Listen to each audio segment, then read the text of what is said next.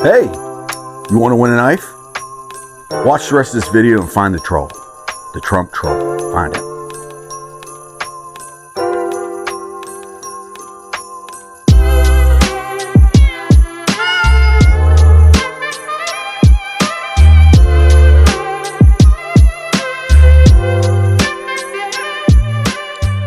Okay, you got Dick Ritchie here with Ace on Knives, A-OK product reviews, and today I'm on day 10 of the giveaways of 25 knafs of Christmas. Yeah, I'm giving away 25 knives in a row, December 1st to December 25th. Of those 25, about 18 days, we're going to be doing the Trump troll search. You got to find this Trump. There's a little Trump troll, all right, and you got to find him back here in the backdrop. I edit him in, I set him down, I edit him in, I walk away, do whatever, blah blah blah, I move, he's there, that kind of thing. And if you find him first, you do a timestamp, right? And a timestamp is 5 minutes and 55 seconds into the video, 5:55 space or enter. That'll turn a color maybe. And that is a nice little locked in timestamp. And then basic location where you saw him. So if you saw him on top of my head, under my elbow, back by the helmet, over here by this, by that, under the tree, whatever. Just put a little, you got to put that in there. I need to know. I mean, getting the time right is pretty good. But where it's at is more important. Because you got to get it right. You know what I'm saying? So, you just do that. And you win. You don't go back and edit your comments. If you go back and edit your comments, it's going to screw everything up.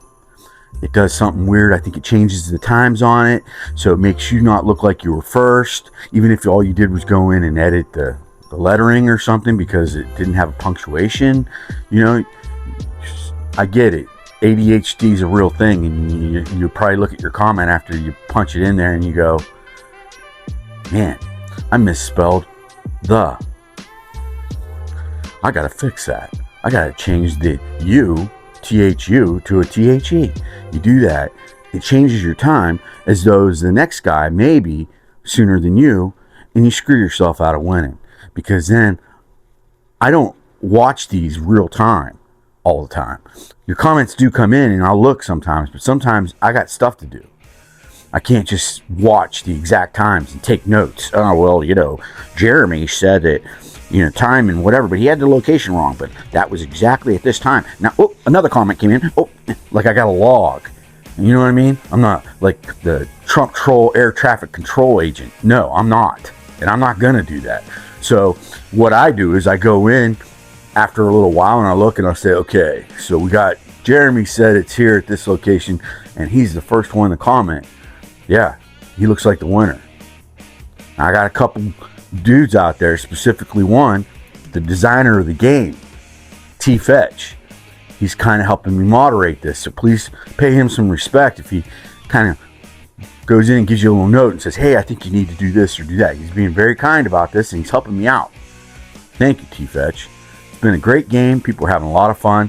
It's just, it's so new and fresh. The rules, you got to get the rules right. Because, you know, I had 3 or 4 guys get into it and they got all upset at each other. Come on.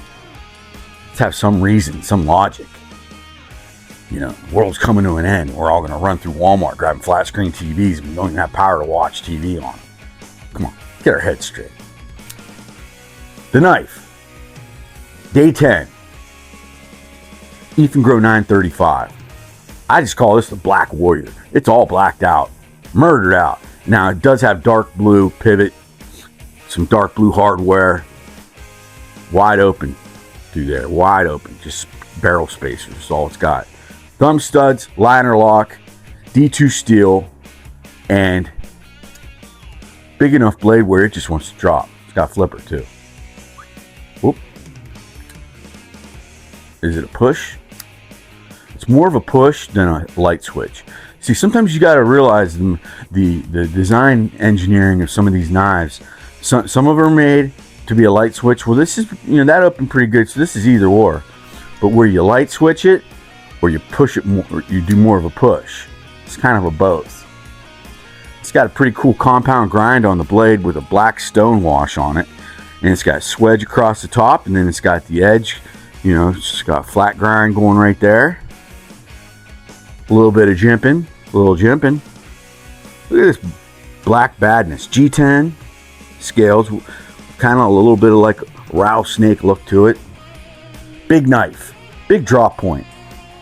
This just looks like a, I don't know, man. eafengrow makes some warrior knives. Yesterday, the knife was the Smith & Wesson OTF. Cool knife. I like Smith & Wesson knives sometimes. I've got Smith & Wesson throwing knives. I've got another Smith & Wesson something. What else? They make some junk too. Ooh. You know, there's quite a few companies out there that it's like you're engineering something like this, and then you can't even get a proper folder just to do something. But you're making something that flies out and has levers and switches and buttons and safeties, and this thing works good. You know, double edge, dagger, spear, whatever. But you make something like this, and then they're like, okay, Jimbo, you know, we just got done making that OTF. People like it. It's pretty good. Now let's just make a folding knife. And yeah. And then they just got this thing that's just garbage. They'll make a garbage knife that you manually open. They can't even get that right, but they just made a mechanical sliding OTF with all the bells and whistles on it. It's kind of weird. You know, it's priorities. It's bad priorities in some of these manufacturers. You know, there's some of these top brands like to do that, where they just want to fly out commodity knives just to get it out in your Walmarts and in your Harbor Freights and your Dollar Generals, wherever the hell they sell them or give them away sometimes. But but some of them get them right. You know, like Mossy Oak. That's more of a brand. No, I don't understand Mossy Oak, because I just thought at one time it was just camo. It was a style camo, and then it just got so big and it was such great camo, they became their own brand and they make stuff, literally manufacture stuff. I guess, I don't know, probably mostly all private label, but Mossy Oak makes some decent knives and some decent things. I got some Mossy Oak utility knives that are pretty cool. They're just little, really nice little streamlined little utility knives. I love them. Browning. Sometimes Browning will make something kind of cool. Oh, geez. Gerber, Kershaw. You know, like Gerber makes great stuff, and then they can make a bunch of butt junk. Yeah, butt junk. It's nothing but junk. Or butthole junk, whatever you want to call it. Kershaw, geez. Talking about a company that can make some great stuff, and then they can fire out some turds. What is that? I don't know. It's kind of strange. I mean, let's say the car industry. All right, the car industry. Wow, they make a Corvette, and then they made a Chevette. You know what I mean? If you're not old enough to know what a Chevette is, sorry, but a Cavalier. You know, but I guess you gotta have that economy budget stuff. You gotta have it, and most of it will not be prioritized enough for them to hit the mark and make it really good, and make it kind of something that you really like, and you feel great. You're like, I paid $15 for this knife, and it is like awesome. It's got action like a $60 knife. It's got blade steel that's pretty quality, like 440C D2 steel, man, right? And then like, I like the lockup. I like the flipping mechanisms. I like the materials. I like the feel in the hand, the ergonomics, and you're like, it's a $15 knife, and it becomes your favorite knife. Those are great. My whole channel was based around that in the very beginning, was finding those great budget steals. It was just, man, you know, but hey, there are people out there. It's crazy, loyal to these manufacturers.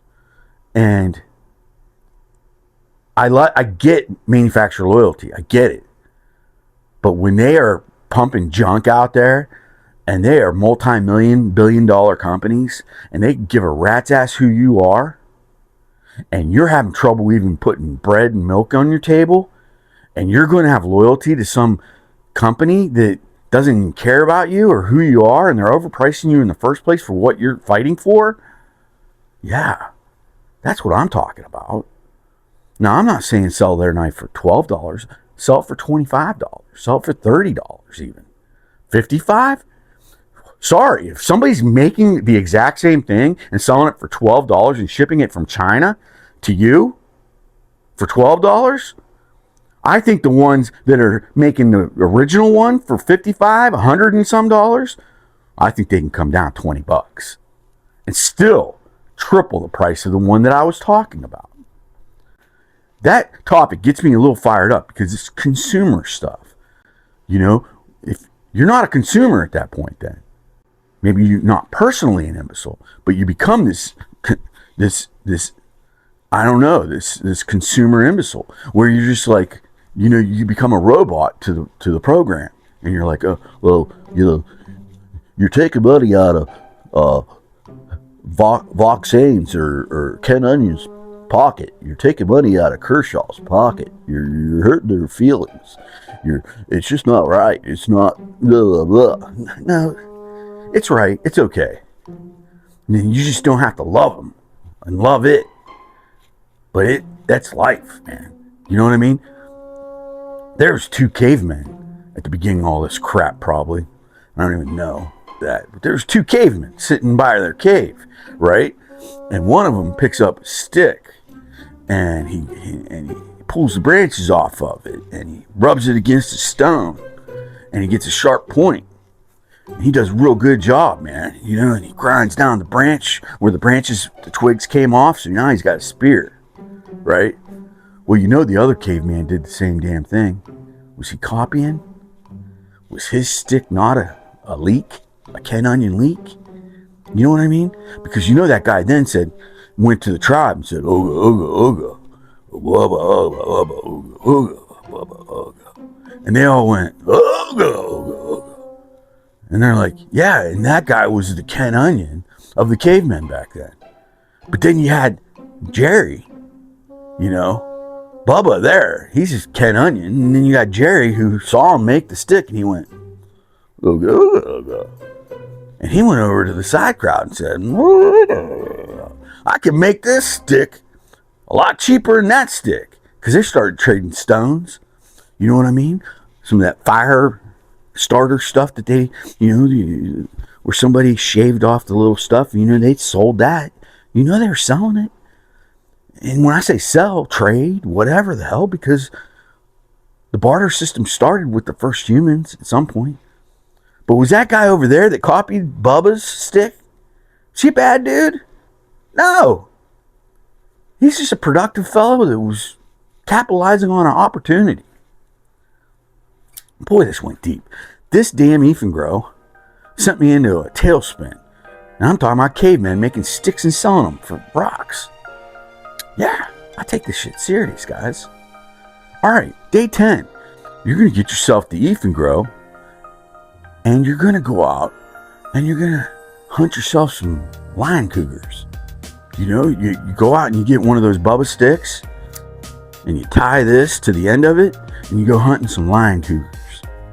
Yeah, they're out there, lion cougars. Some dumbass in Florida made it a cougar and a lion. You got Lugers. Done. That's Sunday's over and that's all you get from me. Hope you have a good day. And watch out for the lion cougars. Yeah. And look out for the Trump troll. He's out there. He's watching us.